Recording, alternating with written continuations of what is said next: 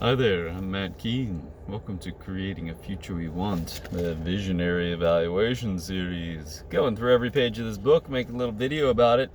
I was involved in putting the book together. So, page 13. Somehow doing video for every page, and I've got like 50 of them, but I'm only on page 13. What am I doing? The principles of visionary evaluatives. Principle number 3 is discover, reveal, and respect intersectionalities. The recognition of entangled living systems leads naturally into seeing the intersections of choices and evidence and actions, information, values, and biases. Was that great or what? Don't you wish the hand motions could be built into the page somehow so you could read it and see that at the same time? That might be called a video. So I love this discover, reveal, and respect intersectionalities. It's like really getting into the messiness of life. Now, I love the concept of exploration. I've spent a lot of time in the geographic exploration category, and then as getting older, getting more into some of the intellectual, philosophical exploration of things. And, you know, I've always been oriented towards exploration, I think, relative to the people that I was around anyways. In the world that I grew up in.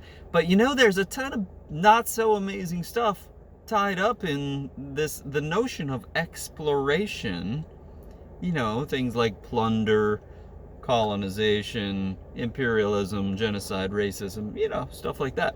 So, it was interesting to think about this messiness of life, in order to discover, you must explore. But exploring that nexus of, as it says here, choices, evidence, actions, information, values, and biases of all of the people that are a part or within the boundaries of a system that we may be interested in exploring. It's the notion of sustainability and or equity, both together in order to create a future we want through methods of visionary evaluation. So I sort of envision it like the spaceship in Cosmos with whether Carl Sagan or Neil deGrasse Tyson, where the spaceship goes around inside of blood vessels and then also into a black hole and all over the universe and all sorts of things.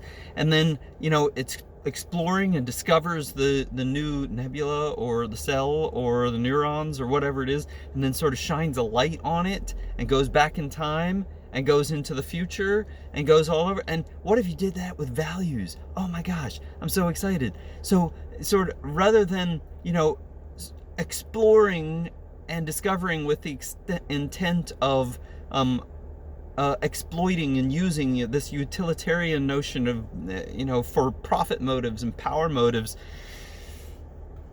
this exploring that nexus of people's values and biases and evidence and choices and judgments and all the other things that I mentioned for intentions of respect. What would that mean? Well, my assumption is that it's relative to each situation that we get into, but there's probably some fundamental principles that apply in all of those situations. And doggone it, if that isn't a lot of what we're talking about throughout this book. I'm Matt Keene. What's a vision of respect?